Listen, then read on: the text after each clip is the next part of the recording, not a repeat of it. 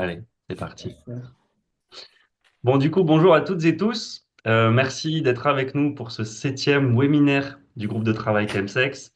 Comme toujours, c'est un moment pour croiser nos expériences, partager ce qu'on voit sur le terrain et continuer de construire ensemble en réseau des réponses adaptées aux réalités des personnes concernées. Ce webinaire fait aussi suite au troisième colloque Chemsex PACA qui a eu lieu les 10 et 11 octobre à Marseille, grâce au groupe de travail Avers Marseille sans sida et sans hépatite, au centre LGBTQIA+ de Marseille et à l'ENIPS et aussi aux autres associations. Vous avez été nombreuses et nombreux à y participer et comme promis, les supports et comptes rendus arrivent bientôt. Si vous souhaitez aussi revoir nos précédentes rencontres, les replays des anciens webinaires sont dispo sur la chaîne YouTube du CORES PACA. Alors aujourd'hui, on accueille deux collègues de l'ENIPS que vous connaissez peut-être. On aura Sacha Hertel de l'équipe de Marseille et Steve Mudry de la région Auvergne-Rhône-Alpes, qui nous avaient fait le plaisir de présenter ces projets lors du colloque en octobre dernier. Ils vont vous présenter les spécificités du chemsex dans les lieux de consommation sexuelle, ainsi que les outils de repérage précoce et d'intervention brève qu'ils utilisent au quotidien. Ce sujet, il résonne particulièrement avec les derniers chiffres VIH et IST publiés le 1er décembre par Santé publique France, notamment en PACA, qui nous rappelle combien, du coup, le dépistage auprès des populations cibles et vulnérables, l'accès à l'info, à des parcours de soins et la réduction des risques restent centraux dans notre travail en réseau. Donc pour info, ce webinaire, il est enregistré, il sera disponible en replay aussi. Et pour les questions, on pourra les poser dans le chat à la fin ou je vous donnerai la parole aussi.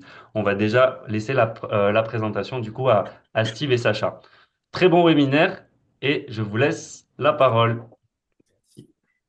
Merci Stéphane. Bonjour à toutes et à tous. Je vais démarrer et ensuite je laisserai la parole à Steve. Je vais juste partager mon écran. Hum, hum. Eh ben, je vais spoiler. C'est pas grave.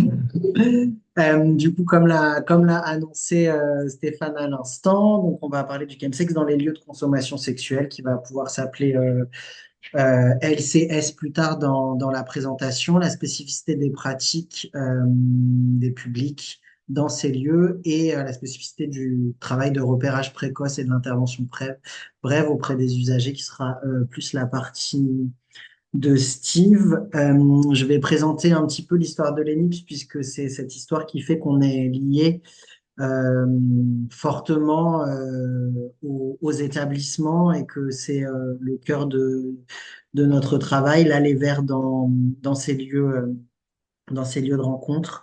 Donc l'histoire de l'Ellipse, elle commence avec l'histoire du SNEG, c'est le syndicat national des entreprises gays, qui est du coup l'union des patrons, des gérants de lieux gays dans les années 90 face à une épidémie de VIH-Sida qui fait rage et donc la nécessité de se réunir pour essayer d'obtenir notamment le droit de faire de la prévention dans les lieux et de distribuer du matériel de prévention, des brochures, de donner de l'information etc. dans les lieux. Donc, c'est la naissance de ce syndicat-là et de cette militance-là. C'est donc ensuite en 2013 qu'on a la séparation de la partie associative et NIPS, Équipe nationale d'intervention et de prévention en santé pour les entreprises à l'époque, et le SNEG Co, qui reste le syndicat qui existe toujours aujourd'hui pour les exploitants de ces lieux-là. Et en 2014, l'ENIPS perd le terme de entreprise et le E final de l'ENIPS devient le E final de santé. Donc, on est aujourd'hui l'équipe nationale d'intervention et de prévention en santé. Ensuite, comme jalon important, on a le pôle formation qui est créé en 2017 avec l'agrément Calliope qui arrive en 2022. C'est Vous pouvez vous référer sur le site internet de l'ENIPS au pôle formation parce que voilà, il y a notamment, enfin, il y a plusieurs formations qui peuvent être intéressantes aussi en termes d'entretien, voilà, comment aborder avec les personnes ce genre de sujet. Donc voilà, ça peut être riche. En 2017 également, la création du réseau Psy, Et on commence les actions psy également en aller vers, c'est-à-dire qu'on va aller dans les lieux dont on va parler juste après. Donc ça peut être des saunas gays, des clubs libertins, etc. En binôme chargé de prévention, donc ce qui est par exemple notre métier à Steve et moi, avec un ou une psychologue pour proposer directement sur place un premier entretien avec un professionnel ou une professionnelle de l'écoute. Et donc là, on est vraiment au cœur de l'allée vers, voilà, avec un réseau de psy qui sont formés aux problématiques LGBT. Et en 2022, on a du coup la création du premier pôle en santé mentale, le Sésame, Centre en santé mentale, en 2022 à Toulouse. Ensuite, à Paris, l'ouverture d'un centre de ressources en santé mentale. Et pour ce qui est de Marseille, on est en train d'amorcer l'ouverture future d'un centre en santé mentale. Donc voilà, avec une communication très proche à venir, mais ce qui fait qu'on va pouvoir proposer plus d'orientation vers une professionnelle de la santé mentale formée autour de ces questions-là.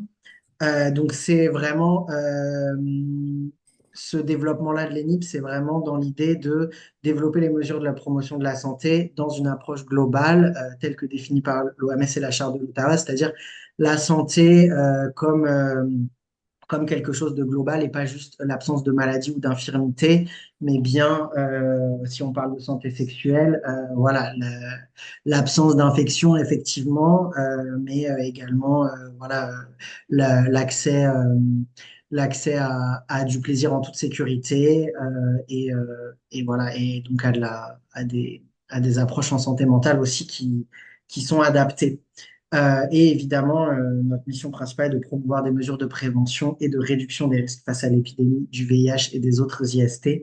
Donc ça, c'est un travail en continu et Stéphane l'a bien rappelé, on est toujours actif et active sur ce volet-là. Donc, je vous laisse entrer les deux pieds dans la thématique qui nous occupe aujourd'hui, c'est-à-dire les lieux de consommation sexuelle.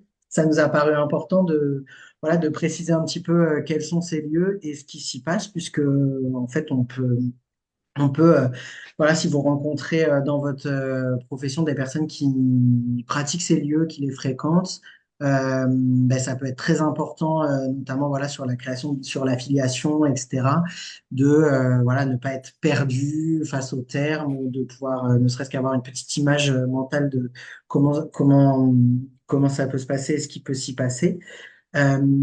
Du coup, on va avoir les saunas. Là, c'est une photo d'un espace bar d'un sauna. Donc, on va avoir les saunas qui sont littéralement des saunas avec hammam, sauna, parfois jacuzzi, parfois des piscines, euh, souvent un espace de bar. Et ensuite, ça va se déployer en différents espaces. Donc là, si vous regardez la photo, il y a un escalier qui descend. Dans votre dos, vous avez aussi un autre couloir. Et là, ça va plus être des lieux de sexualité, donc des endroits plus sombres, avec potentiellement des labyrinthes et différentes salles pour différentes pratiques. Ce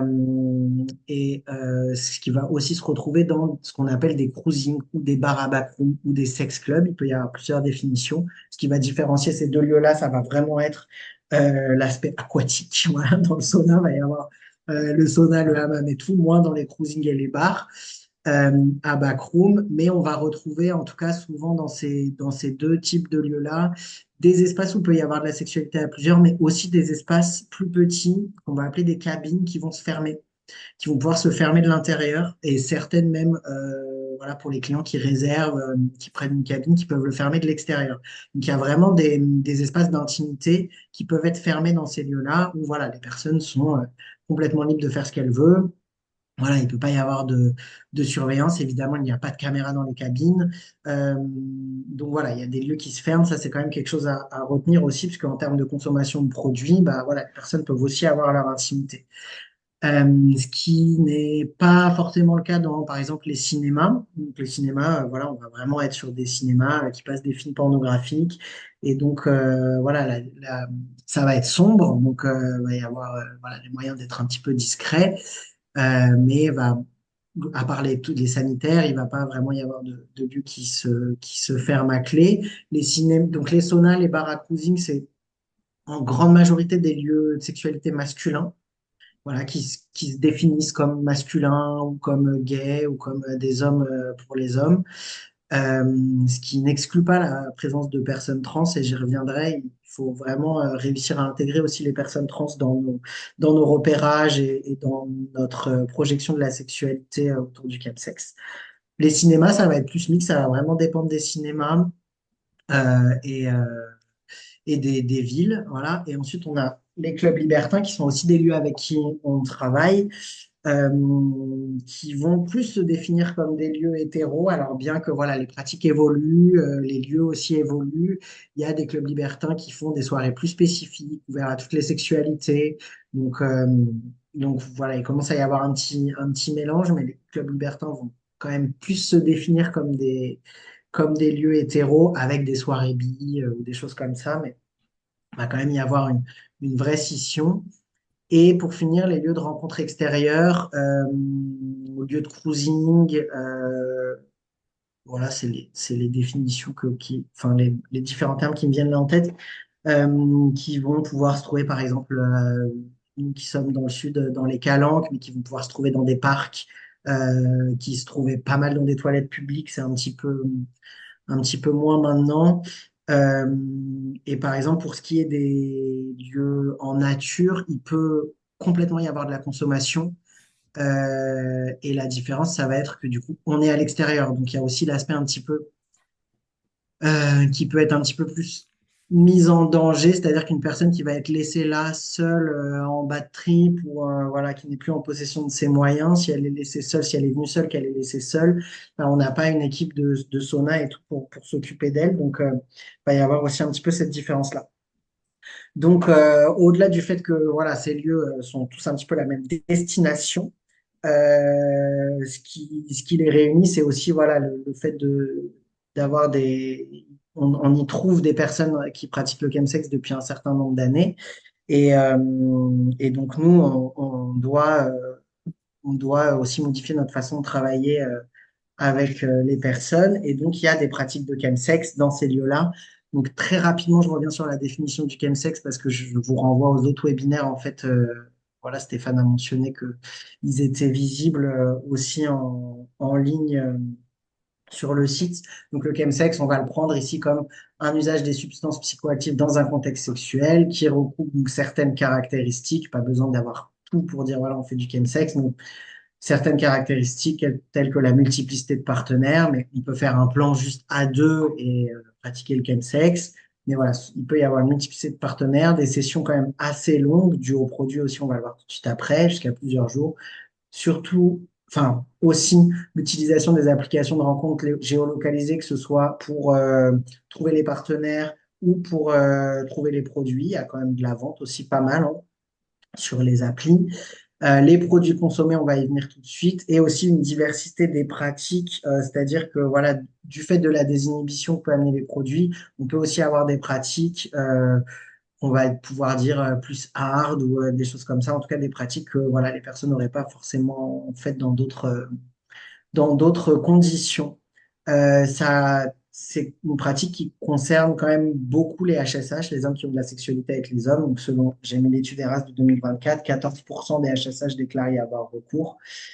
Dans nos approches et dans vos approches, voilà, du coup, de ce fait, il faut bien penser aux facteurs de vulnérabilité spécifiques euh, des communautés LGBT et a fortiori des personnes trans. C'est-à-dire que voilà, le fait d'arriver dans des pratiques de chemsex où les produits vont permettre de la désinhibition, un petit peu passer au-dessus de certaines barrières de honte ou ce genre de choses.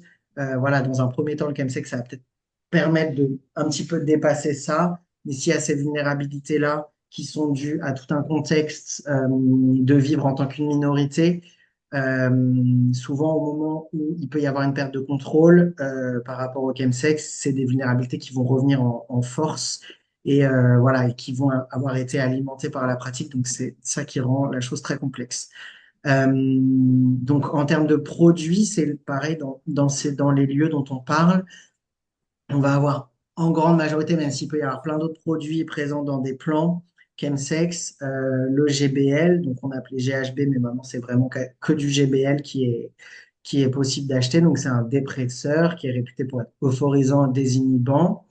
Ça a la particularité d'être sous forme de liquide, incolore et inodore, et ça se consomme dilué dans une eau de boisson, si possible sans alcool, puisque GHB, GBL plus alcool égale danger de dépression respiratoire. Mais voilà, donc du coup, c'est assez facile à consommer, assez discrètement, voilà, de rajouter une petite pipette dans son jus. C'est pas forcément empêchant.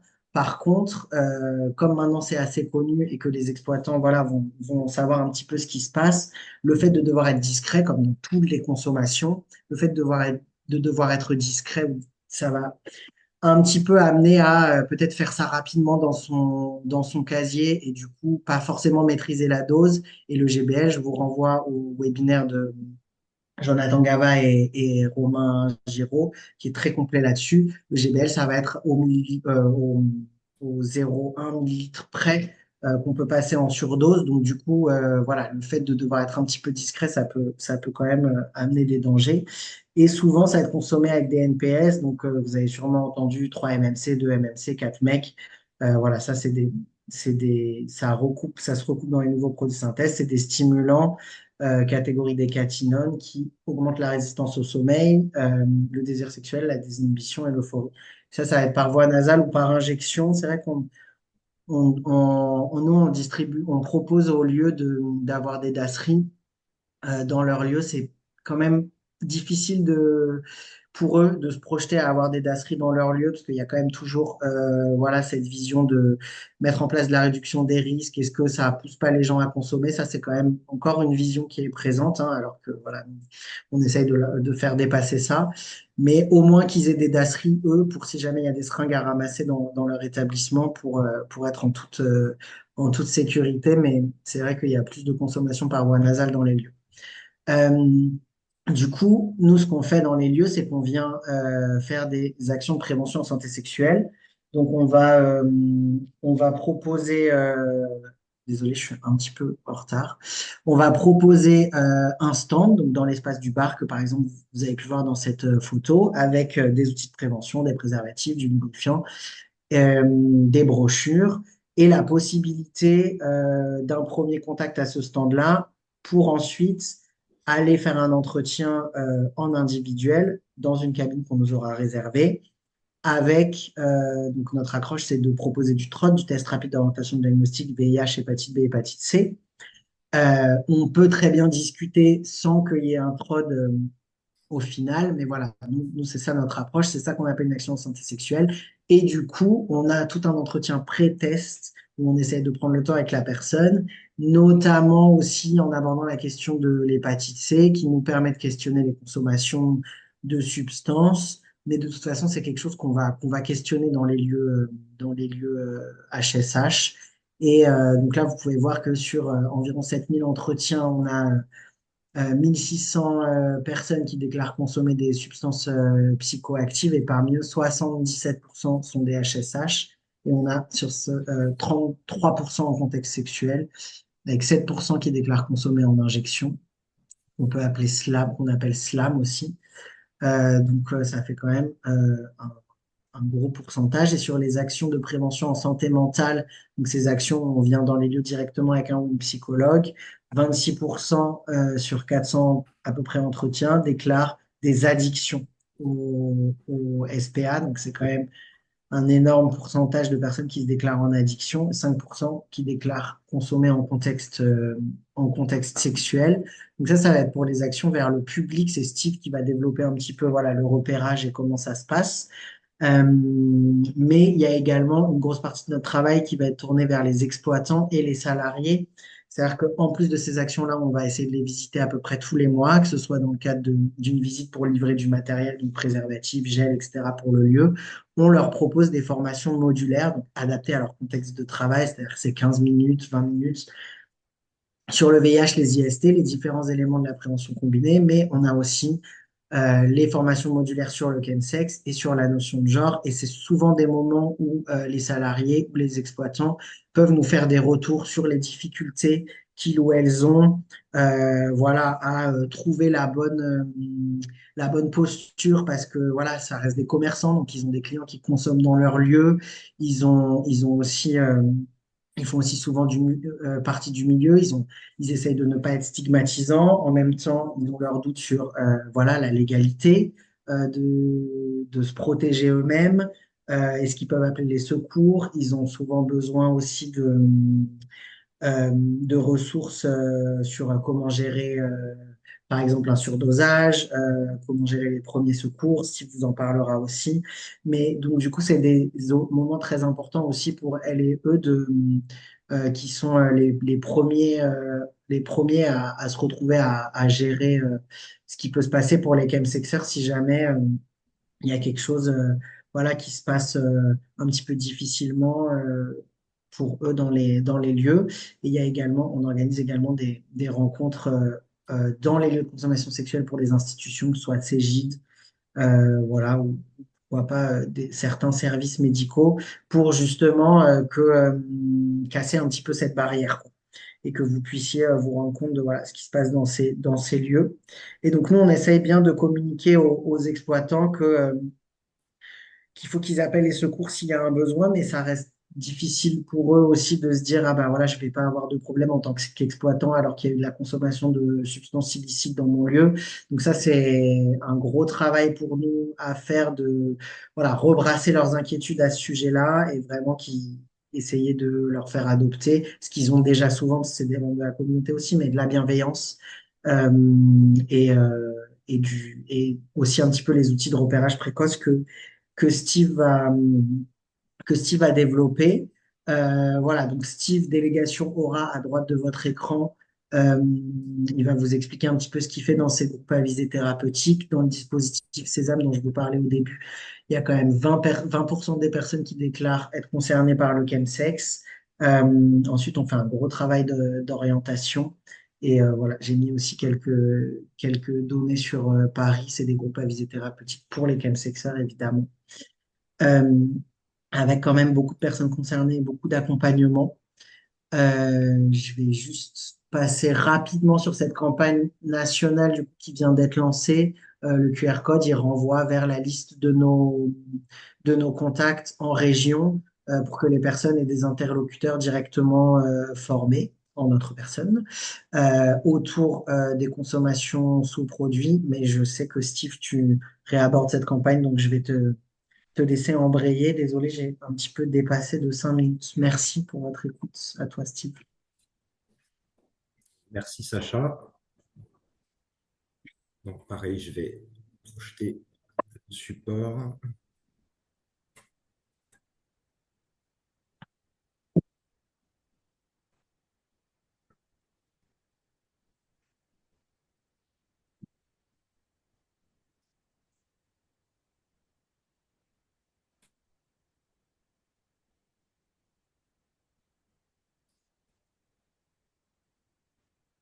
Alors attends, là, j'ai pas le support qui se projette.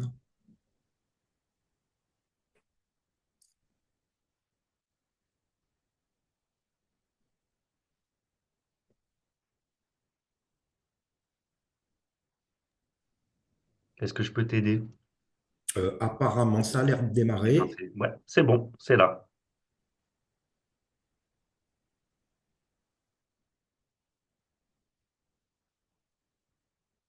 Le temps que ça se projette, bah, je me présente. Donc, bonjour à tous, moi je m'appelle Steve Mudry. Je suis chargé de prévention en addictologie à l'ENIPS en région Auvergne-Rhône-Alpes.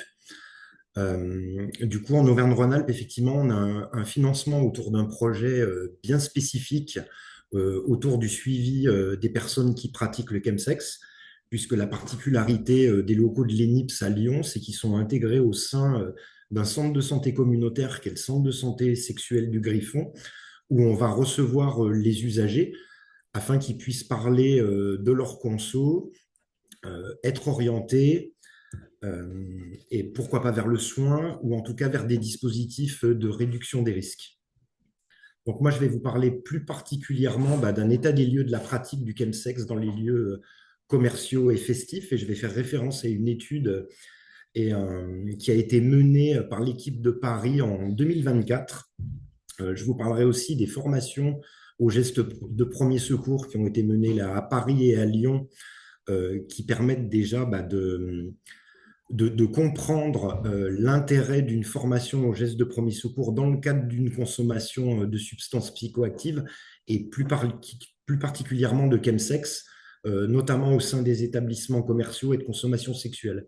Et ensuite, je vous parlerai repérage précoce et intervention brève, qui sont des outils de communication qu'on va utiliser au cours de nos entretiens, qui permettent, comme le nom l'indique, de pouvoir repérer précocement des consommations problématiques et de pouvoir mener une intervention brève dans le but d'amener l'usager à un changement de comportement.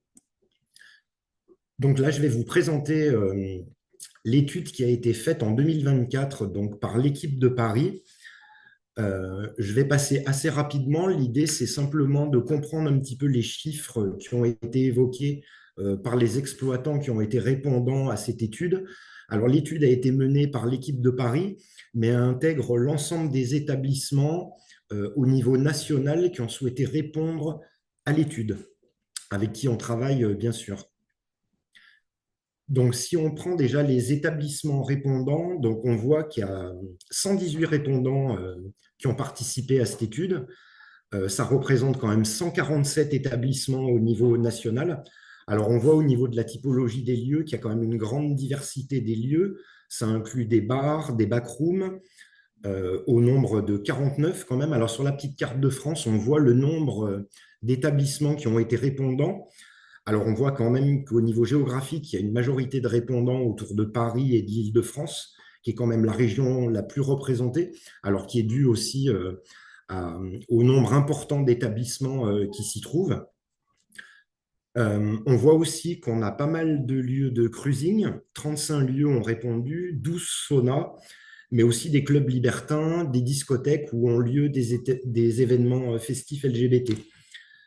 Le public accueilli par ces lieux, il est quand même majoritairement HSH à 87%, mais aussi 55% d'autres publics LGBT. Et comme le mentionnait Sacha, ça représente aussi les personnes trans et les autres personnes de la communauté LGBT. On suit aussi des établissements libertins et multipartenaires. Donc, on a aussi des répondants de ces lieux-là, donc qui vont être échangistes. On a quand même 49% d'établissements aussi qui ont répondu à l'étude. Donc, quand on leur pose déjà la question à ces exploitants, avez-vous déjà entendu parler de la pratique du chemsex au sein de vos établissements? Eh bien voilà, les chiffres importants qu'on peut noter, c'est quand même 94% des personnes vont répondre oui et 6% non. Un client vous a-t-il déjà mentionné la pratique de chemsex, alors que ce soit dans l'établissement ou en dehors de l'établissement? Donc oui à 51% et non à 49%. Donc on voit déjà qu'on a passé allègrement la frontière de la moitié, surtout pour ce qui est avez-vous déjà entendu parler de la pratique du chemsex? Maintenant, si on leur pose la question vis-à-vis des situations complexes qu'ils ont été amenés à gérer liées au chemsex au sein de leurs établissements. Donc, on voit qu'en majorité, à 52%, il n'y a pas eu de situation complexe, mais on voit aussi qu'il y a eu des clients ingérables à 20%, 13% de personnes qui ont fait des comas, 14% des malaises, 11% de GIOL, donc de surdose de GHB, GBL, et 6% qui ont nécessité une intervention par les pompiers ou la police. Donc on voit, je vous ai mis des petits verbatims de ce qui a été évoqué par les exploitants. Donc des clients qui sont agités, agressifs ou qui vont perdre connaissance, des exploitants qui ont eu peur que le client décède et qui ont été très traumatisés par ces scènes en fait, de personnes sous l'emprise de produits, voire des personnes qui ont des comportements agressifs et qui vont s'en prendre au barman, au videur, qui viendrait à leur faire des réflexions ou à leur refuser l'entrée.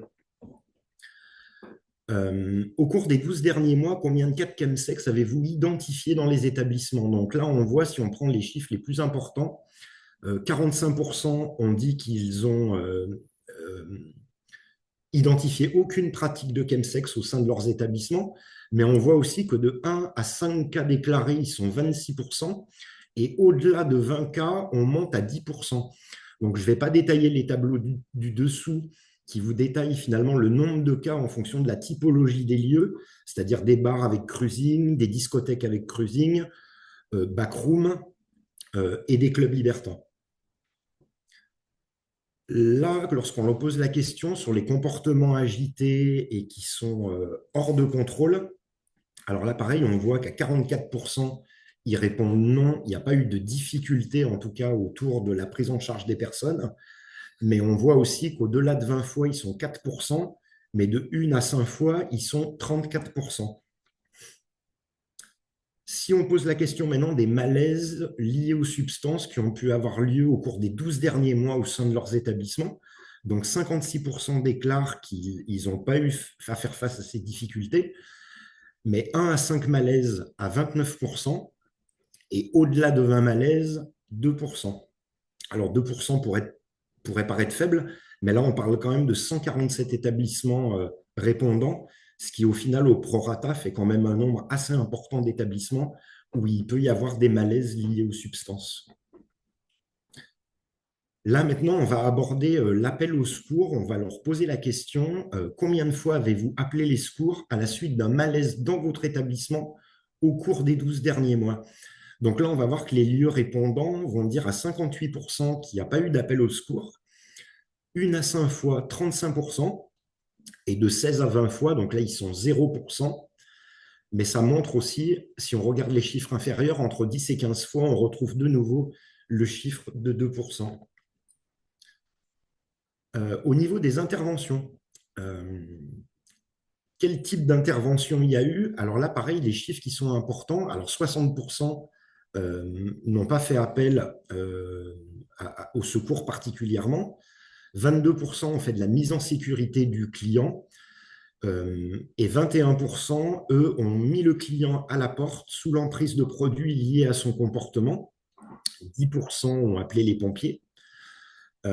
Sacha en parlait tout à l'heure, au niveau de la prévention et de la réduction des risques en établissement, on va les inciter à se doter de dasseries et de matériel de réduction des risques.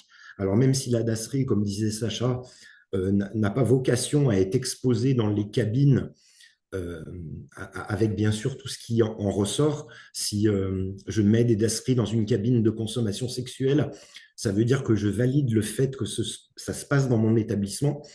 On en est encore à travailler un petit peu sur ces points-là.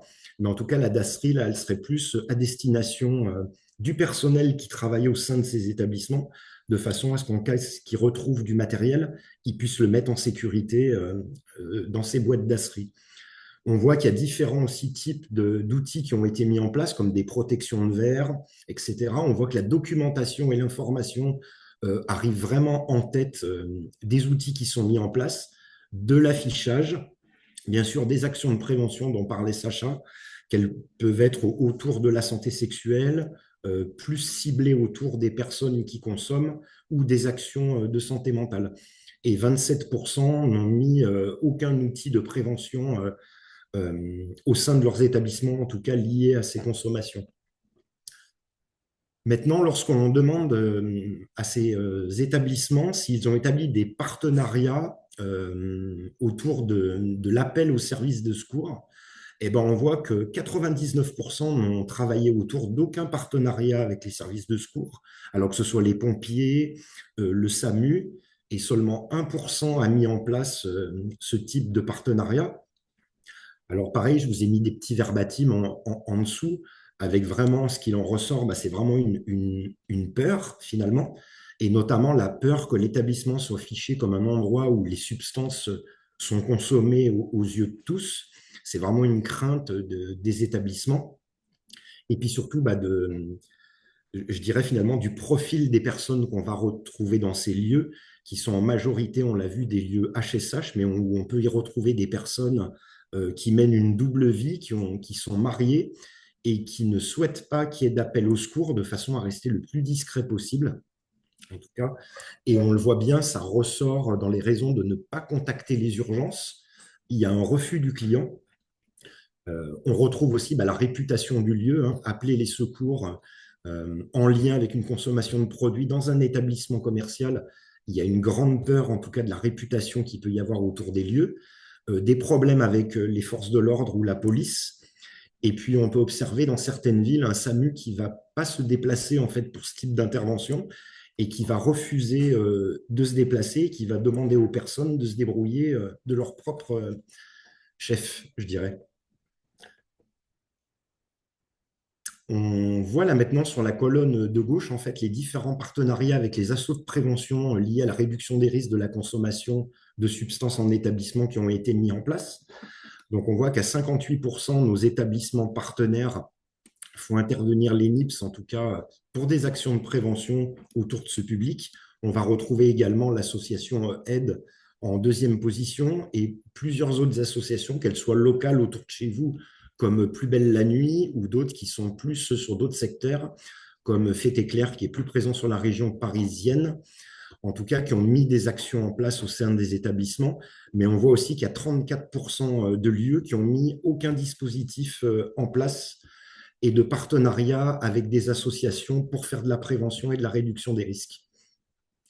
Quand on leur demande quel type d'intervention ils aimeraient au niveau de leurs établissements, eh ben, on voit que finalement, on a quand même la disposition d'outils à la réduction des risques à 22%, en libre accès à 24%, les tests rapides TROD qu'on propose, dont Sacha parlait tout à l'heure, à 47%, et un nombre important aussi d'exploitants qui souhaitent qu'il y ait de temps en temps un stand de prévention et d'information, en tout cas alors, autour de la santé sexuelle plus généralement, mais qui inclut aussi des échanges et des discussions autour de la consommation de produits et de la réduction des risques.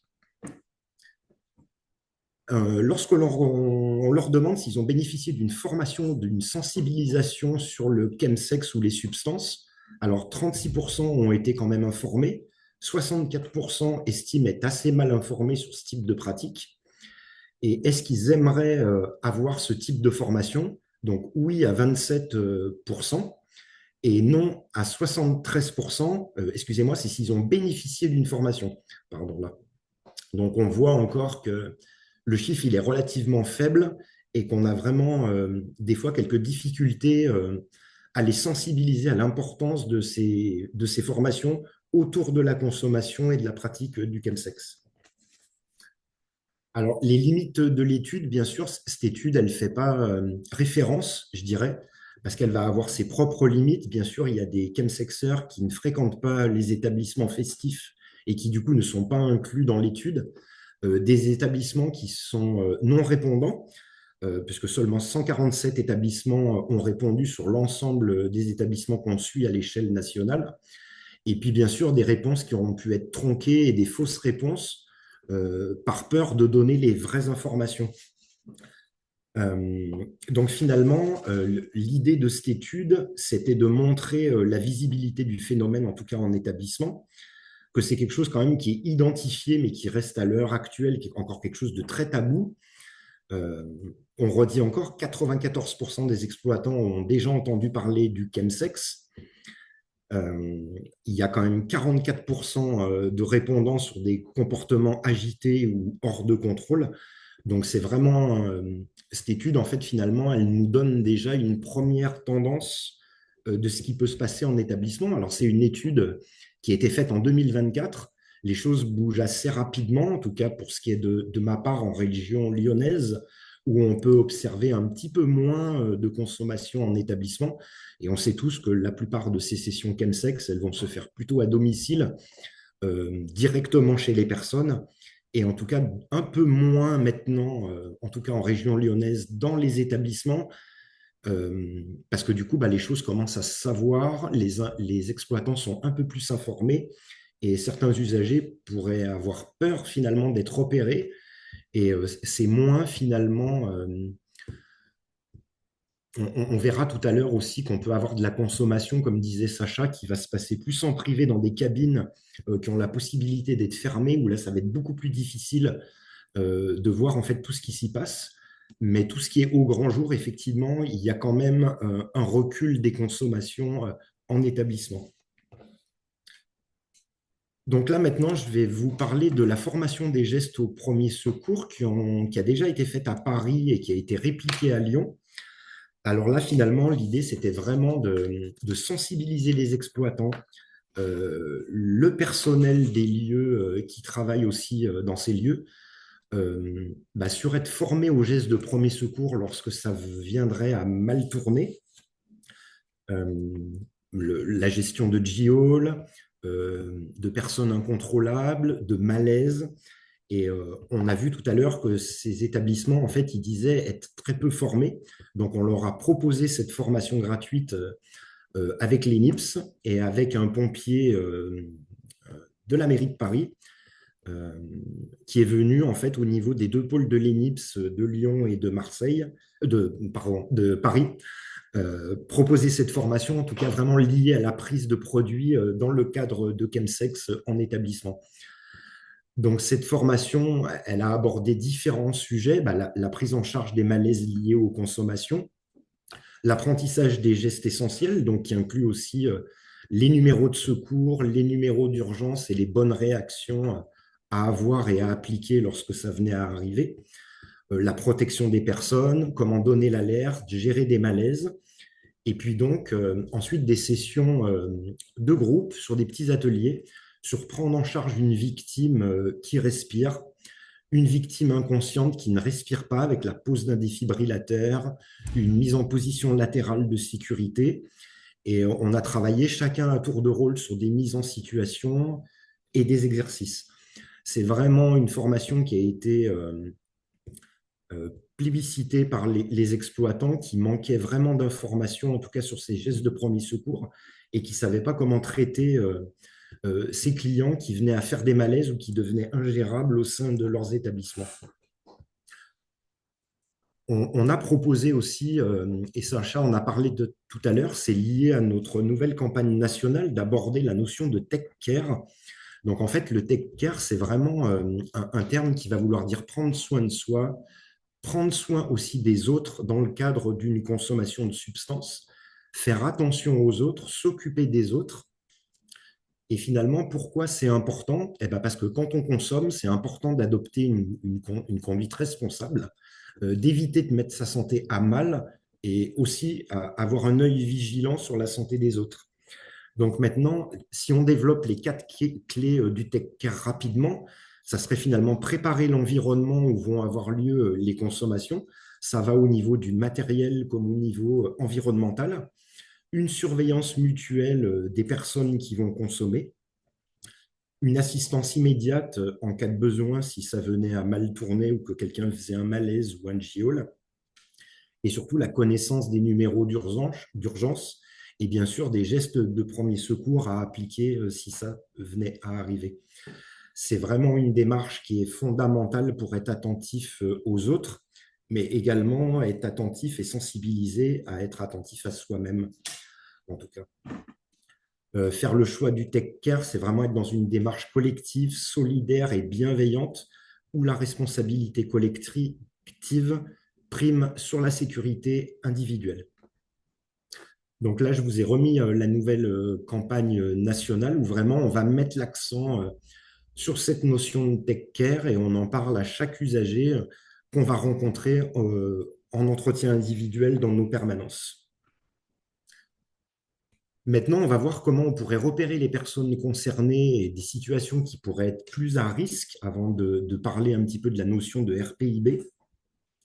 Donc, on va voir on va avoir une notion de repérage qui peut déjà être faite sur des signes physiques, donc des personnes qui se mettent à transpirer, qui ont un comportement changeant en quelques minutes, qui passent de très longues heures, voire la journée entière au sein de ces établissements. Donc là, c'est au niveau des comportements aussi avec les autres clients, avec le personnel de l'établissement. Et surtout, Sacha en parlait aussi tout à l'heure, le contexte spécifique des établissements, notamment de cruising, avec des cabines qui se ferment, où finalement, une fois que les clients sont rentrés à l'intérieur, c'est difficile d'imaginer ce qui peut se passer à l'intérieur et ça laisse la porte ouverte à des consos qui peuvent être faites plus discrètement, en tout cas dans des lieux qui sont complètement fermés. Donc c'est important pour nous, quand on est dans ces lieux aussi, de pouvoir repérer et d'informer aussi les exploitants à comment repérer finalement des signes qui pourraient nous indiquer que potentiellement il y a des consos qui ont lieu dans ce type de cabine. Donc, bien sûr, là, je vous ai remis les différentes approches euh, que nous, on peut mettre en place, mais qu'également, on va sensibiliser les exploitants à utiliser sur la mise en sécurité, bien sûr, la bienveillance et le non-jugement des personnes qui consomment, la confidentialité, la connaissance des limites aussi de chacun. Hein. Le personnel, c'est ni la police, ni des professionnels de santé, mais c'est important de savoir quand il faut réagir et comment il faut réagir en donnant les gestes de premier secours. Et puis, bien sûr, les rassurer et sensibiliser sur le cadre légal, hein, à appeler les secours en cas d'urgence. C'est une obligation légale et un acte de protection envers leurs clients. Lorsqu'on va s'adresser directement aux personnes, donc là, je vous ai mis aussi quelques tips pour interagir avec les personnes qui sont sous l'emprise de produits dans ces lieux. Donc, bien sûr, d'être discret, calme, d'être dans l'écoute active, de proposer des solutions, en tout cas quand ça devient difficile à gérer. Ne pas stigmatiser les clients, ne pas les accuser, alors ne pas chercher à fouiller non plus ou à les surveiller de manière intrusive. Et en tout cas, c'est important que ces établissements, justement, type cruising, puissent être identifiés finalement comme des lieux de prévention, parce que c'est vraiment des espaces de socialisation essentiels pour les personnes HSH et LGBT+.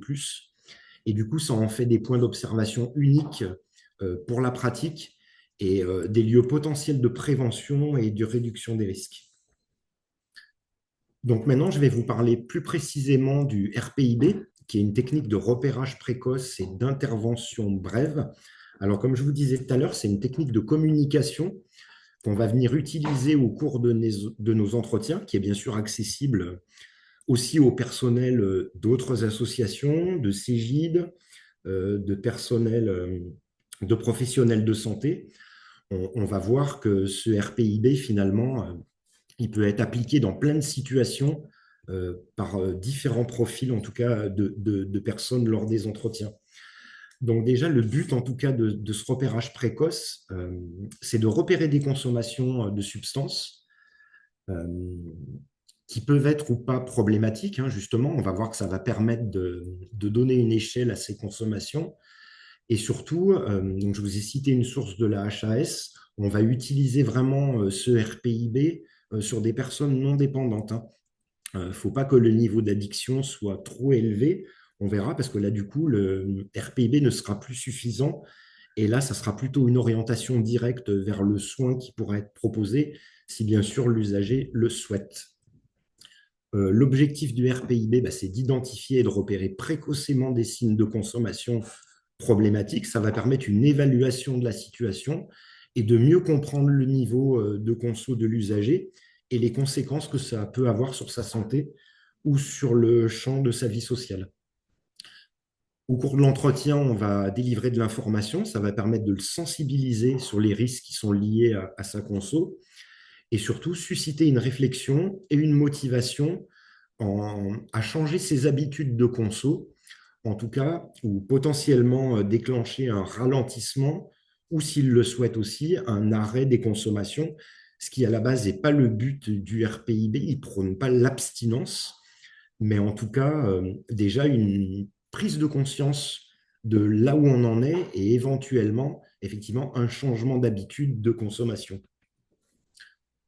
Là, pour y voir un peu plus clair et s'y retrouver un petit peu dans tous ces types d'entretiens, je vous ai fait un petit récapitulatif rapide.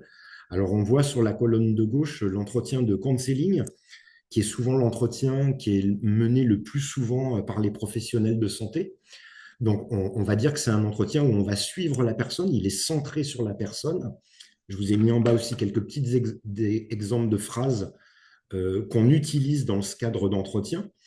Sur la colonne opposée à droite, on va avoir l'entretien qui est plutôt directif, donc l'entretien structuré, avec aussi quelques petits exemples.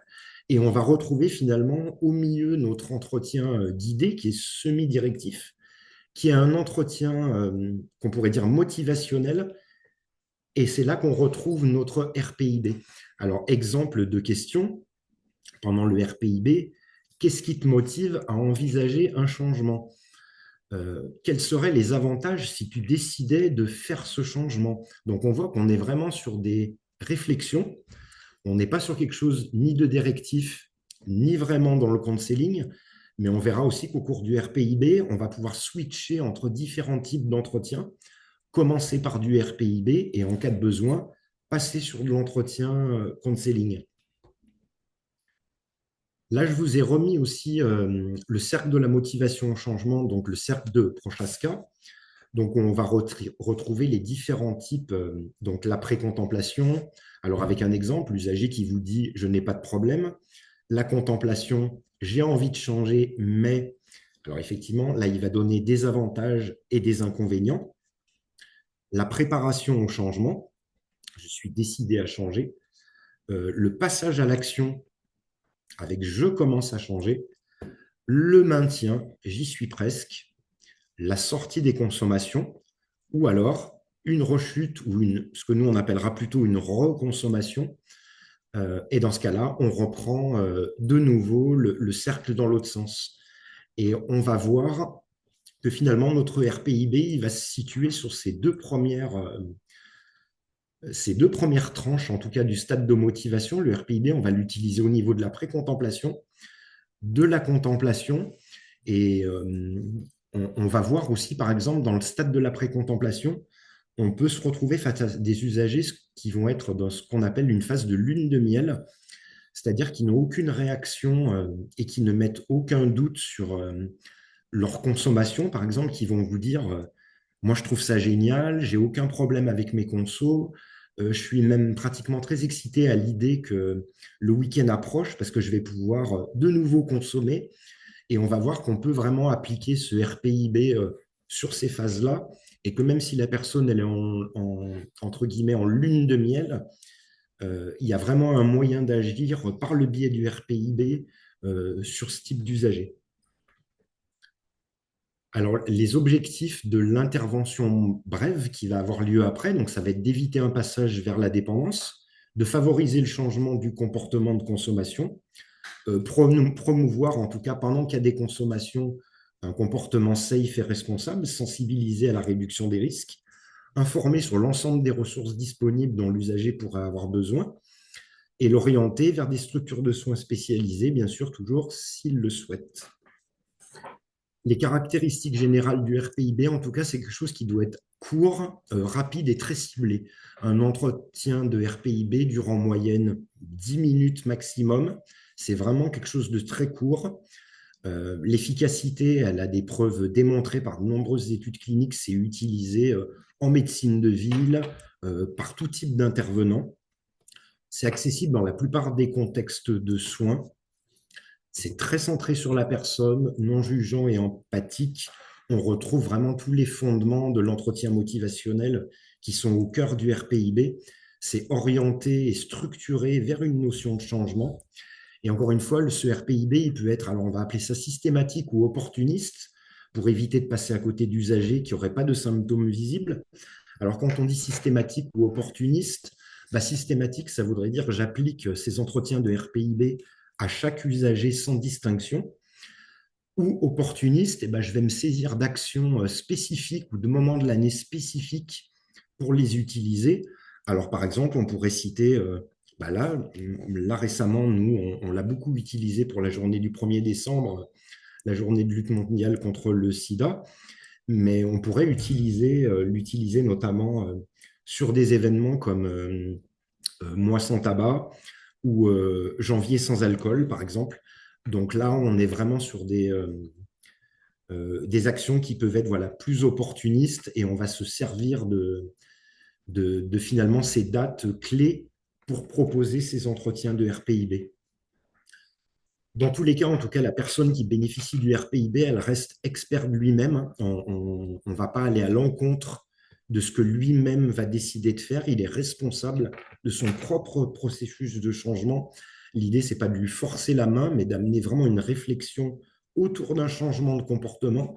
Et nous, on va être vraiment un partenaire dans la prise de décision, de façon à l'accompagner au mieux dans les choix qu'il va faire. Le RPIB, on disait, c'est deux étapes. C'est premièrement une étape de repérage. Alors d'abord, on va recueillir l'ensemble des consommations qui sont déclarées par l'usager. Alors on va voir soit à l'aide de questions qu'on va poser à l'oral, soit à l'aide d'un questionnaire à l'écrit. Et là, on va voir effectivement, ça va nous donner des indicateurs sur le niveau de consommation et les potentielles répercussions que l'usager pourrait ressentir par rapport à ses consos. L'intervention brève, elle, on l'a déjà dit, elle est délivrée sur une forme d'entretien motivationnel. Ça va permettre de sensibiliser aux effets des substances et de motiver à changer le comportement ou à demander de l'aide si l'usager le souhaite. Si on résume en fait l'ensemble des outils du RPIB, donc déjà on va utiliser l'outil DPD ou DPDD. On va toujours demander, partager, de redemander à l'usager, est-ce que tu veux que je te donne de l'info? Est-ce que tu souhaites qu'on partage des informations ensemble? Est-ce que tu souhaites que je te réponde à ce que tu viens de me dire, que je rajoute de l'information?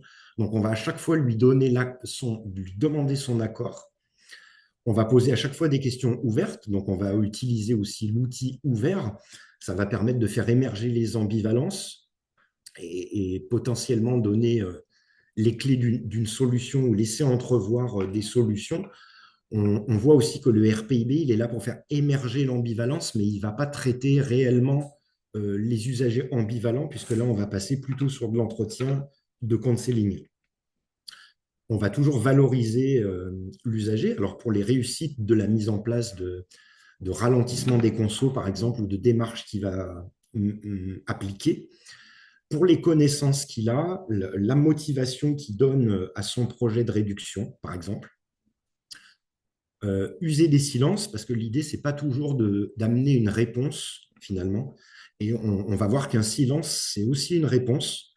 Ça va favoriser une réflexion et peut-être aussi redonner la parole à l'usager. Donc, souvent dans nos entretiens et dans l'entretien de beaucoup de professionnels de santé, on a tendance à vouloir meubler le temps et répondre à tout. Mais en fait, il y a des moments, il faut savoir utiliser aussi ces silences comme vraiment des moments de communication. On va reformuler à chaque fois ce qui a été dit sur l'usager, par l'usager. Alors, ça va permettre de recentrer l'échange, de mettre en avant quelque chose qu'il a évoqué. Exemple, je m'engage à ne pas consommer pendant au moins 2 week-ends. Donc, si j'ai bien compris, tu souhaites ne pas consommer pendant 2 week-ends, c'est bien ce que tu me dis. Donc, on va vraiment lui reformuler. Et le fait aussi que lui le formule à l'oral, on va voir que ça prend aussi une autre dimension avec des personnes qui disent je me rendais compte de mes consommations, mais là, le fait d'en parler et de les évoquer de vive voix, je suis en train de me rendre compte qu'effectivement, j'ai énormément de ressources en moi et que je suis peut-être capable de le mettre en place. On va résumer ensuite à l'issue de l'entretien tout ce qui a été dit, synthétiser, reformuler, conclure et remercier l'usager pour le temps d'échange et surtout pour la confiance partagée autour de ces sujets qui peuvent être des fois difficiles à évoquer. Alors bien sûr, ce RPIB, ce n'est pas quelque chose de magique non plus. Il a des limites. C'est une intervention qui est courte et limitée. On va explorer quand même superficiellement les motivations et les problèmes sous-jacents. On va vraiment directement à la cible d'une intervention qui est assez courte. On disait 10 minutes maximum. Alors, l'efficacité peut être variable, comme on l'a dit, suivant le type d'addiction. Quelqu'un qui est en addiction et dans une dépendance importante, ça ne pourra pas fonctionner, en fait. Sacha parlait tout à l'heure des pratiques d'injection et de slam. Même si ça peut fonctionner dans certains cas, c'est quand même pas très adapté pour des personnes qui ont des cas de dépendance qui peuvent être plutôt sévères. Une absence de suivi, alors oui et non, parce que nous, il y a des usagers sur lesquels on va pouvoir utiliser ce RPIB et qu'on est amené à rencontrer souvent. mais souvent ça peut être utilisé comme du one-shot et du coup, ça ne va pas permettre un suivi et une continuité, en tout cas dans l'accompagnement, mais au moins d'avoir permis, dans un premier temps, de donner des ressources, en tout cas, et des lieux ressources.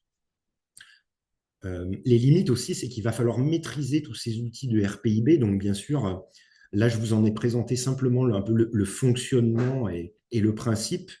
Nous, après, à l'ENIPS, on propose des formations, dont une formation liée vraiment à ce RPIB sur une journée entière avec la maîtrise de l'ensemble des outils et des outils de communication.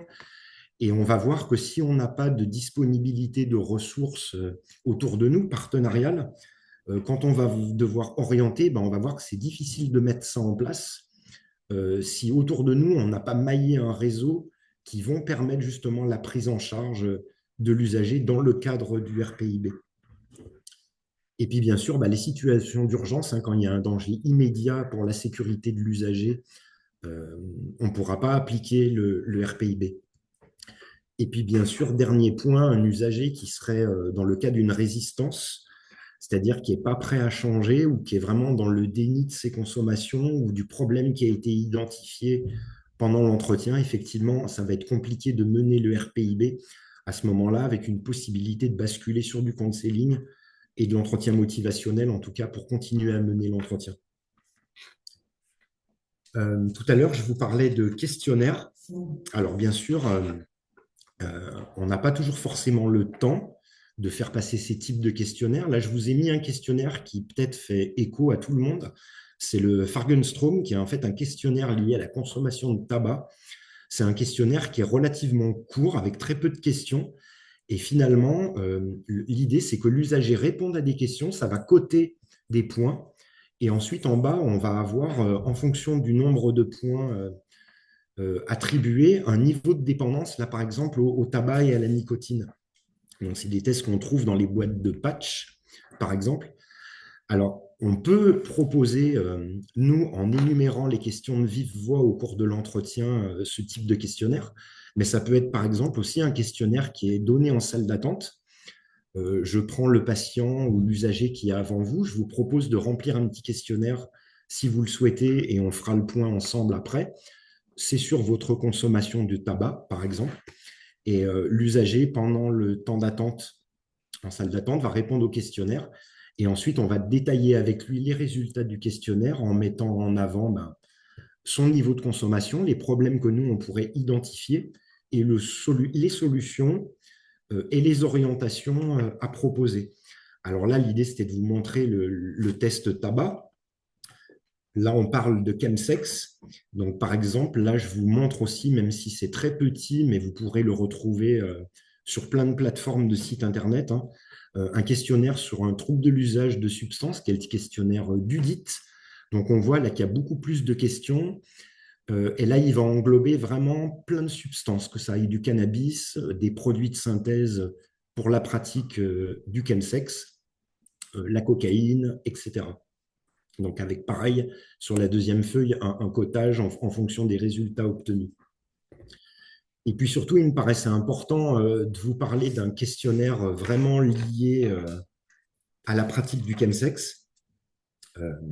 C'est un questionnaire qui va se déployer en 6 questions rapides. Moi, je vous incite vraiment à noter ce type de questions et à vous imprégner des questions. C'est vraiment quelque chose qui peut vous aider au cours des entretiens pour faire du repérage. Encore une fois, faire du repérage, on entend beaucoup de personnes dire, moi, dans ma file active, j'ai très peu de personnes concernées.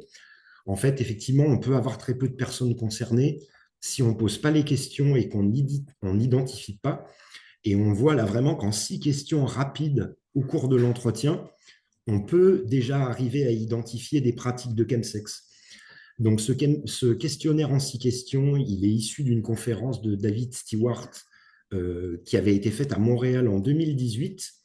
Le questionnaire a été officialisé par l'ARS de Montréal en 2019 et il est régulièrement utilisé par Hélène Donadieu du CHU de Montpellier et Jean-Victor Blanc de l'HPHP de Paris qui l'utilise aussi régulièrement.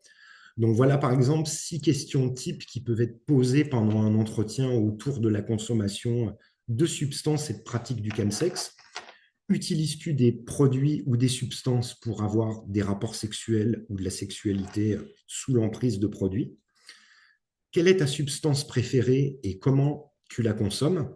Donc là, ça va permettre de connaître le produit consommé, mais surtout aussi de savoir quel est le mode d'administration, si c'est des produits qui sont sniffés, ingérés ou injectés, slamés, comme le disait Sacha tout à l'heure.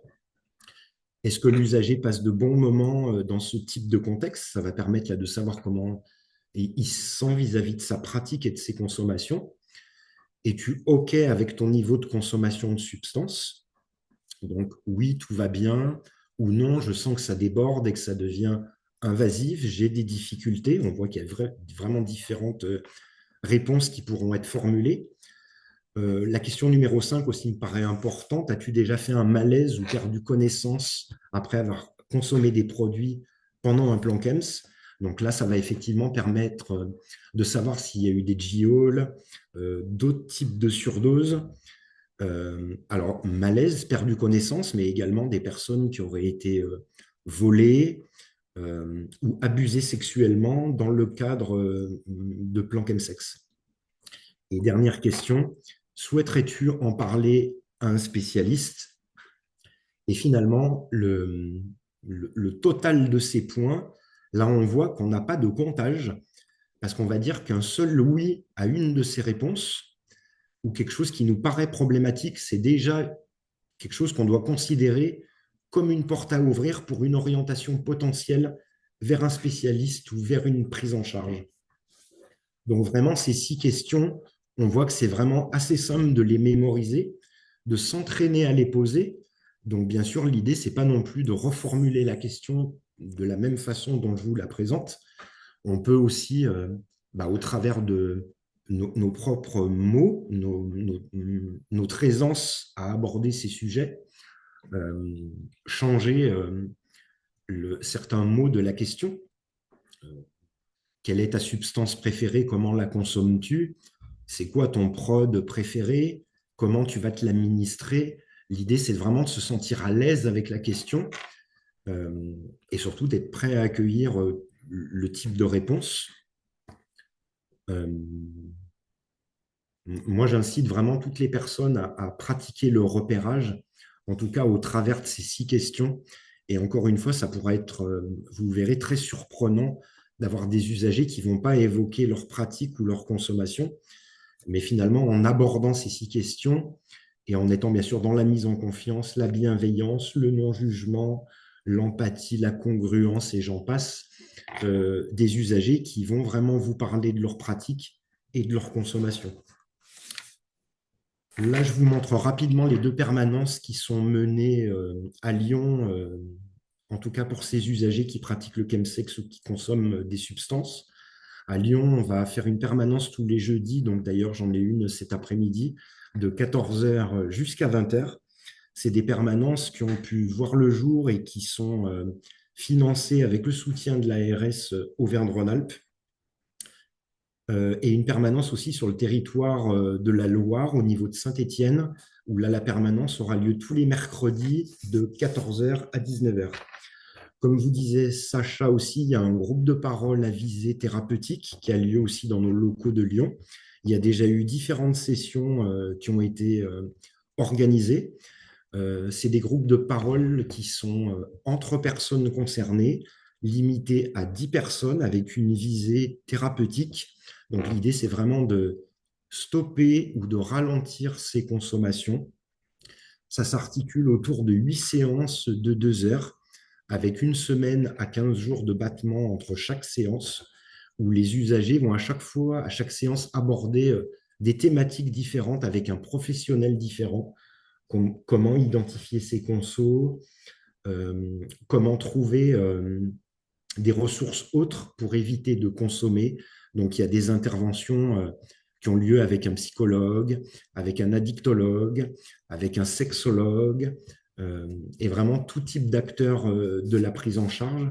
Et la dernière séance est en généralement clos par un usager qui a suivi ces groupes thérapeutiques et qui est sorti des consommations, qui vient parler de son expérience aux autres. Et c'est toujours un moment très enrichissant d'avoir une personne ressource qui vient expliquer comment, au travers du groupe, elle a pu sortir ou pas définitivement de ses consommations.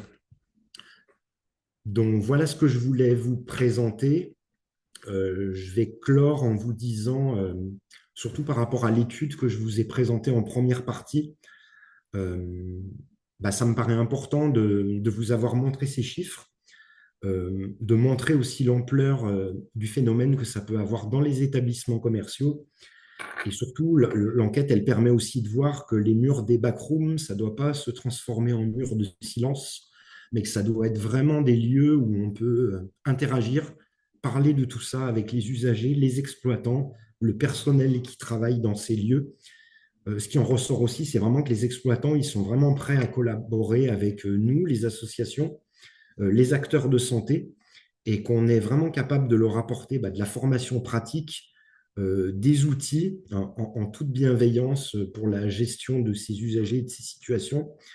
Et on voit aussi que la prévention du chemsex primaire, je dirais, elle doit se faire là où vraiment se vit la pratique en premier, c'est-à-dire au cœur de ces établissements, puisque nous, en tout cas, nous n'avons pas vocation à intervenir au sein des appartements privés.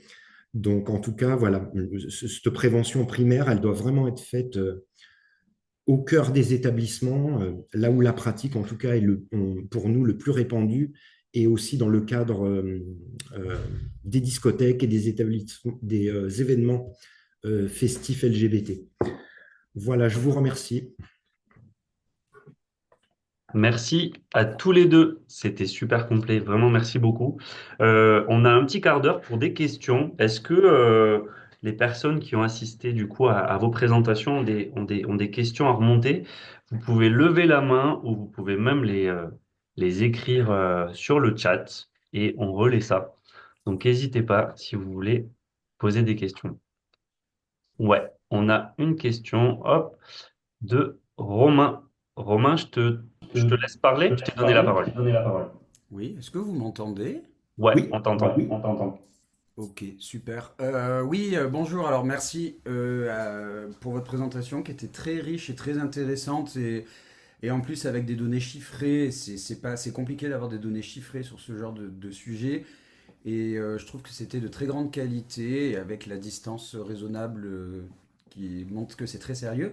La question que je voulais poser concernait le fait que l'acceptabilité à la fois de vos actions, mais aussi de l'acceptabilité comment dire, de l'idée par les établissements, dans les établissements de lieux de consommation de sexe, l'acceptabilité du fait qu'il y ait du chemsex à l'intérieur. Vous avez beaucoup parlé de la question du risque vis-à-vis de la police et de la justice.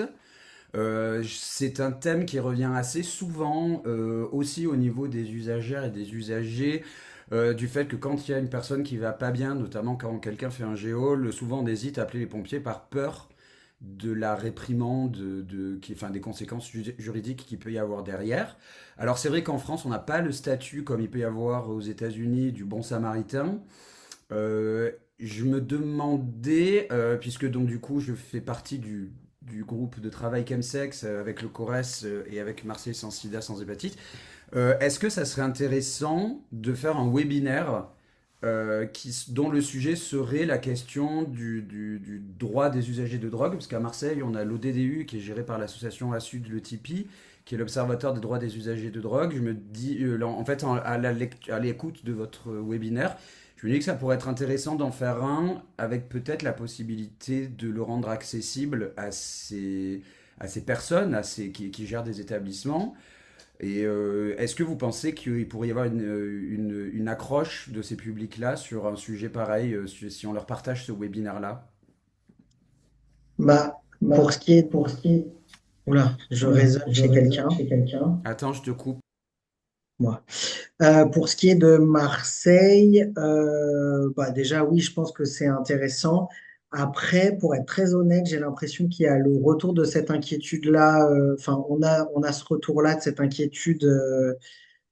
Mais en fait, quand on creuse un petit peu, la chose réelle, c'est aussi une forme de malaise face aux consommations, de malaise face au, face aux clients, quoi, qui pourraient être en surdose. Enfin, j'ai l'impression qu'il y a cette question de la légalité, mais en fait, déjà, une fois que les établissements ont fait l'expérience d'avoir appelé les pompiers, parce voilà, ils étaient dans une situation où ils n'avaient pas le choix, on a quand même pas mal de retours, en tout cas sur Marseille, que les pompiers viennent sans la police. Donc ça dépend vraiment des régions, mais en tout cas à Marseille même, les pompiers viennent s'occuper de la personne quand ils viennent. Voilà, il n'y a pas de police qui est contactée. Donc, une fois que l'expérience a été faite, disons, voilà, les exploitants, ils ont aussi ce savoir-là.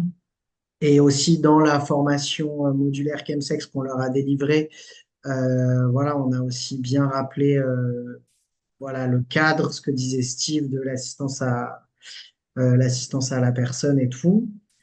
Mais oui, j'ai l'impression que aussi cette gêne-là, elle vient aussi de, voilà, plus de quelque chose de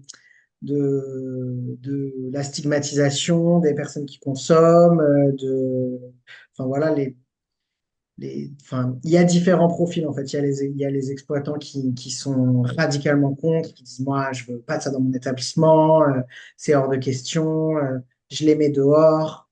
Et, et effectivement, mais en fait, après, quand on creuse un petit peu, bah, si la personne est vraiment pas bien, bon, bah, en effet, ils le mettent pas dehors tout de suite. Enfin, voilà, on essaye de travailler petit à petit à ces choses-là. Pour répondre à ta question plus précisément, j'ai l'impression que oui, ça pourrait être, enfin, c'est toujours bien de proposer, voilà, une continuité autour de ces questions-là. Il y a eu un webinaire Chemsex à destination des exploitants, du coup, à la suite de ce questionnaire-là, si je ne me trompe pas, Steve, tu me corriges sinon. À la suite du questionnaire, il y a eu un webinaire spécifiquement tourné vers les exploitants. Après, c'est quand même des personnes qui sont aussi difficiles à capter.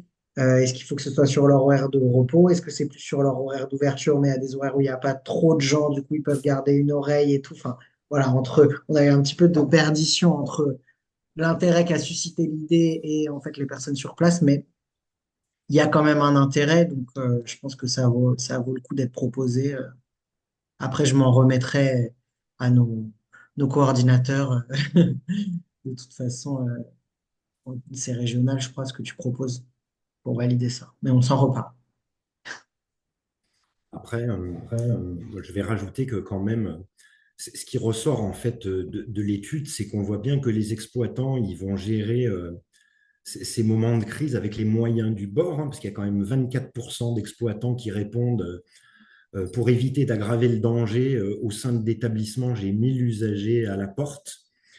Donc on voit bien que finalement, ils sont assez démunis sur comment prendre en charge, surtout au niveau de l'appel au secours. Euh, Moi, ce qui me paraîtrait important, alors Sacha a dit tout à l'heure, il y a eu un webinaire à destination des exploitants pour leur donner un maximum d'infos là-dessus. C'est peut-être déjà encouragé à, je dirais peut-être créer comme un corridor de sécurité entre les lieux de consommation sexuelle ou festive les services d'urgence. Euh, alors au travers d'un établissement de protocole, avec le SAMU, les pompiers, et garantir, en tout cas pour garantir dans la mesure du possible, une intervention des secours ou une intervention médicale qui soit sans intervention policière systématique, hein. Déjà, ça permettrait de rassurer les exploitants. C'est quelque chose qui est mené actuellement par Jean-Luc Romero sur la mairie de Paris. L'idée, c'est de proposer aux pompiers d'intervenir, en tout cas sans la police, ce qui permettrait d'inciter un peu plus les personnes qui pratiquent le chemsex lorsqu'il y a une difficulté ou un incident avec quelqu'un, de les encourager à appeler les secours. On voit bien que le frein premier, c'est la peur de la répression policière, en tout cas. Euh, mais nous, on est là aussi quand même pour rappeler, et Sacha, tu viens de le dire, à Marseille, bah, vous n'avez pas forcément une intervention policière à chaque fois que quelqu'un va appeler les secours. C'est le cas aussi à Lyon, hein.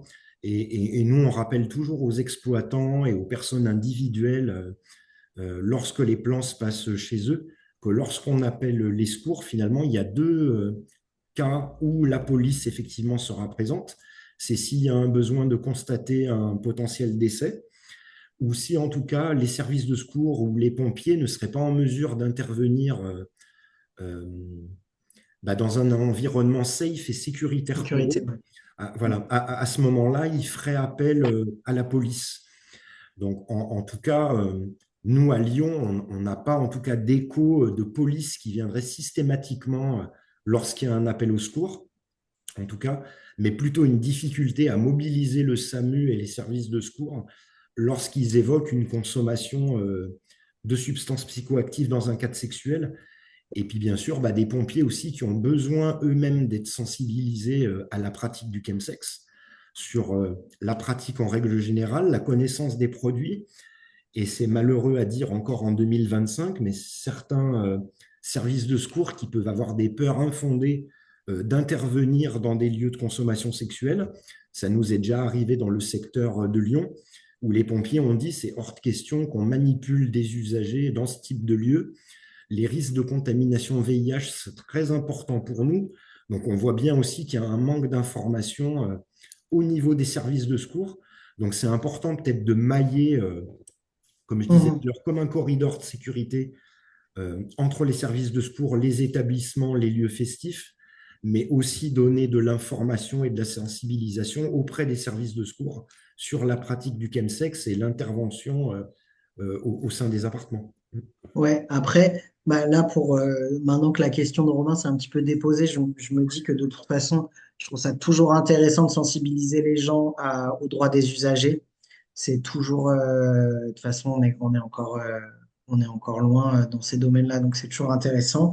À Marseille, il y a, par rapport à ce que tu disais, Steve, il y a Plus belle la nuit, le bus 3132, qui forme les services des urgences à la Timone, qui forme aussi certains les personnels de certains commissariats, justement, à la bonne approche des personnes qui ont consommé. Alors, je ne sais pas s'ils intègrent précisément la question du chemsex, mais comme on travaille quand même pas mal ensemble, c'est quand même probable que ce soit mentionné. Donc, il y a quand même, voilà, ça commence à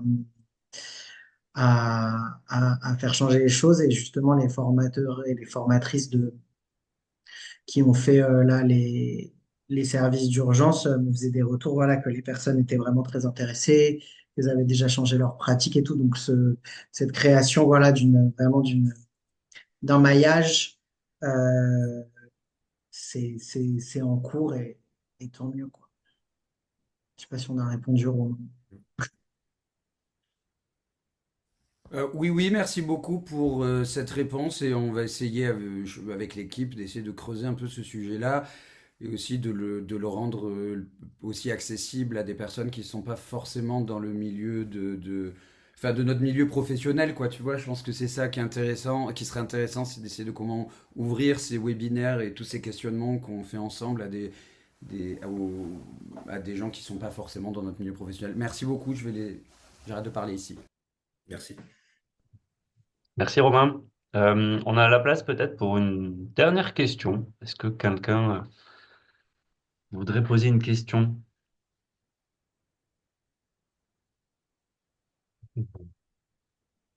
Euh, Moi, j'avais une petite question du coup sur vos présentations. Ah, pardon. Alors attendez. On me dit obligé de vous quitter. Merci plus plus pour leur gars, Steve et Sacha. Hop, voilà. Bon. C'était l'un des commentaires de Jean-Marc. Moi, j'avais une petite question. Quel est le constat que vous faites sur le ramener vers suite à ces actions-là que vous faites du coup en lieu de conso? Est-ce que du coup, vous arrivez du coup à capter des gens pour pouvoir les ramener vers les NIPS ou vers des permanences ou vers d'autres structures? Est-ce que vous arrivez un petit peu à mesurer ça? Alors, moi, personnellement, au niveau de Lyon, je vois les personnes revenir dans les permanences qu'on anime le jeudi. Je peux rencontrer ces personnes pendant le week-end en leur proposant de passer aux permanences. Alors, ça peut être pour différentes raisons, hein, récupérer du matériel, échanger sur des pratiques, ou en tout cas évoquer les consommations ou avoir besoin d'orientation vers des structures spécifiques. Là, j'ai pas de quantitatif et de choses chiffrées. On les aura là en toute fin d'année, hein. Le nombre de personnes rencontrées dans le cadre d'actions festives ou dans les établissements et qui reviennent dans les permanences, en tout cas qui viennent dans nos permanences. Ouais. Nous, je dirais qu'à Marseille, c'est un peu différent parce qu'on n'a pas de permanence spécifiquement tournée vers les chemsexeurs, parce que c'est un projet spécifique à l'Aura. Donc, dans cette politique de projet-là, on n'a pas ce lieu-là spécifique. Pour autant, on se rend compte qu'on est quand même un peu identifié. Il y a des personnes qui nous contactent, même par téléphone, qu'on n'a pas forcément capté en établissement, mais qui nous contactent par téléphone pour discuter de conso. Peut-être qu'on est, voilà, à la différence du XAPA, on est identifié plus comme communautaire. Du coup, voilà, je sais pas trop comment ça se passe. Après, pour ce qui est de personnes qu'on aurait captées en entretien santé sexuelle, en action dans des établissements et avec qui on aurait abordé la question des consos du chemsex, j'ai l'impression que le mieux, c'est quand on réussit à directement donner à la personne un rendez-vous si si c'est sa demande, enfin, ou si elle accepte cette orientation, un rendez-vous sur notre permanence psy, par exemple, où là, voilà, on peut avoir un petit suivi. Mais le contexte de ces actions-là dans les lieux de conso sexuels fait que on a quand même souvent de l'entretien unique et pas nécessairement de suivi. C'est pourquoi c'est important d'avoir un bon maillage, des bonnes orientations, qu'on soit prête et prêt voilà, avec nos orientations, avec nos numéros de téléphone, avec des contacts privilégiés. Et après, par ailleurs, voilà, à Marseille, on travaille beaucoup pour ça, mais on peut quand même, il faut quand même bien rappeler qu'il y a le spot de Heads, qui a deux groupes de parole pour les chemsexeurs et qui est quand même aussi assez identifié à ce niveau-là. Donc, on n'est pas les seuls, voilà, à, à être là, mais en termes de suivi, voilà, ce qui se passe sur les lieux, la captation qu'on a sur les lieux de consommation sexuelle, c'est pas des endroits où on a un suivi vraiment incroyable. Et si les personnes reviennent aussi, enfin, c'est des processus qui peuvent prendre quand même très longtemps. Steve l'a bien montré dans la roue du changement. En fait, si on capte une personne en pré-contemplation et qu'on a un petit déclencheur, il se peut qu'on voit pas la personne pendant des mois. Et pour autant, le travail, il a quand même été là. On a quand même eu peut-être une graine, voilà, et ensuite la personne va faire son parcours et voilà, mais en tout cas, pas hésiter à pas surcharger la personne d'orientation, surtout pas, mais voilà, essayer de trouver précisément ce qui va peut-être pouvoir traîner comme petite carte ou comme petit flyer et pouvoir faire la suite, parce que effectivement, voilà, on peut avoir de la difficulté en termes de suivi, mais qui est inhérente à notre cadre d'action, je dirais. Le plus important, je pense, c'est ce que tu disais, c'est qu'effectivement, on n'est pas sur du résultat instantané. C'est parce qu'on va rencontrer un usager un samedi dans une soirée festive ou dans un établissement qui sera dans la permanence le jeudi suivant. L'idée aussi, c'est de lui donner l'information, d'être identifié comme personne et lieu ressource, et qu'à tout moment, quand l'usager le souhaite, il peut venir nous voir. Il ne pourra pas dire ou juste dire bah, je ne sais pas où aller, je ne sais pas à qui en parler, je ne sais pas comment récupérer du matériel. Et justement, comme tu le disais, Sacha, et c'est ce dont j'allais aborder, on peut avoir des échanges avec des usagers qu'on va rencontrer que 6 mois ou dans l'année, à fin d'année, alors qu'on les avait rencontrés en début d'année et qui disent bah, au moment où on s'est vu, ça allait, je gérais, tout allait bien. Mais là, aujourd'hui, voilà, je sens que je suis en difficulté, je sens que j'ai besoin d'en parler, je sens que j'ai besoin d'être accompagné. Donc voilà, je suis venu te voir. Donc l'important, je pense que c'est ça. Comme tu disais, c'est la petite graine qui a été plantée. Il ne faut pas être dans l'idée d'avoir un résultat instantané, c'est vraiment de donner l'information et faire identifier les personnes et les lieux ressources. Merci pour vos réponses. Euh, je vais du coup juste laisser la parole à Carla qui a levé la main. Ce sera la dernière question du coup qu'on pourra prendre. Hop, Carla, tu as la parole. Oui, bonjour, est-ce que vous m'entendez? Ouais. Ouais. Ah, ok, coucou. On s'est déjà rencontrés, Steve et Sacha, donc je suis ravie de vous avoir écouté pendant ce webinaire. C'était très chouette, c'est toujours aussi enrichissant. Je voulais juste, c'était pas forcément une question, mais du coup, je me présente quand même pour d'autres personnes peut-être qui étaient présents au webinaire et qui ne savent pas qui je suis. Mais donc, je suis Carla, je suis psychologue à Plus belle la nuit et à KEPS, donc deux projets du bus 3132.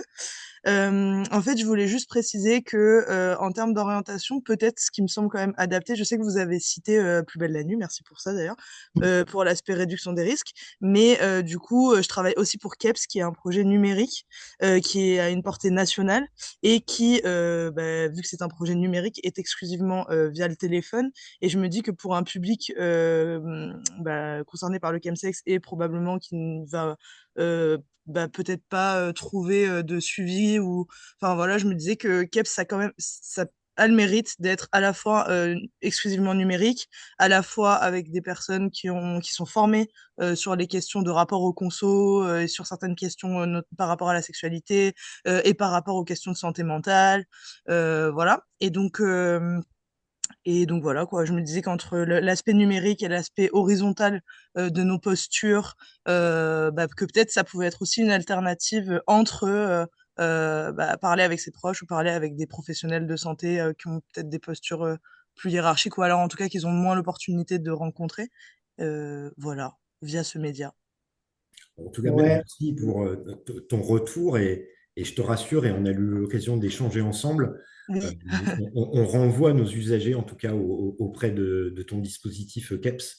Là, on n'a pas abordé effectivement ça pendant la présentation parce que ça aurait fait beaucoup Oui, oui, bien de sûr. choses à dire, mais effectivement, on peut adapter le type de rencontre et le type d'outil, et effectivement, on garde toujours sous la main l'outil numérique qui peut aussi être utilisé par presque la moitié des usagers qui ne souhaitent pas dans un Mm. premier temps rencontrer quelqu'un physiquement. Et mm, d'ailleurs, je te remercie pour le travail que tu fais autour de ces outils et de la mise à Oui. disposition que nous, on peut en avoir en région.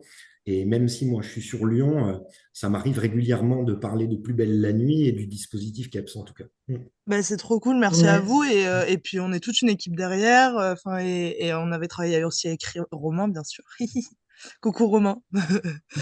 Et- Et et ouais, et c'est très important d'avoir en tête que il faut utiliser ces dispositifs et aussi, enfin, je sais pas, je sais qu'il y a des infirmiers, enfin, des travailleurs de la santé et tout dans les personnes qui assistent et aussi bien penser que faut qu'on soit, enfin, je veux dire, c'est pas parce qu'on a un manqué que la personne vient pas, on est dans qu'on reste accroché là-dessus et qu'on Mhm. voilà, qu'on le prenne contre nous et tout. Enfin, les dispositifs souvent sont pas adaptés en fait aux personnes et aux besoins spécifiques. Et effectivement, voilà, on cherche à ce dispositif-là de KEPS qui est super et qui peut permettre aux gens de s'accrocher et voilà, et de pas, parce qu'aussi c'est un peu comme ça qu'on risque aussi des fois de perdre les gens quand on a des Mm. dispositifs en présentiel et qu'on reste très, enfin, après, faut voilà, voir avec sa pratique et tout, mais qu'on reste un petit peu très fermé sur le rendez-vous de telle heure n'a pas été honoré. Du coup, voilà, essayer de Mm. voir un petit peu avec les personnes comment on peut construire un suivi qui est adapté vraiment parce que c'est pas, c'est spécifique, quoi. Donc, ouais, Oui, merci beaucoup, Carla, d'avoir rappelé ça et pour le merci à dispositif. vous. Eh ben, Carla, du coup, rapido, je te transmets le petit coucou de Romain qu'il a écrit dans le chat pour toi. Ah, Et je pense qu'on va clôturer du coup ce webinaire. Mhm. Merci vraiment pour votre travail, vos présentations. C'était vraiment super. Et on a bien saisi en tout cas l'enjeu de ne pas stigmatiser les lieux de conso et que ce soit des vrais lieux de prévention et d'information et d'accès aux personnes qui font du chemsex. Merci, passez une très bonne après-midi et puis à très bientôt. Merci beaucoup. Bonne Stéphane, journée. merci à tous et bonne fête de fin d'année. Merci. Merci. il est trop chaud.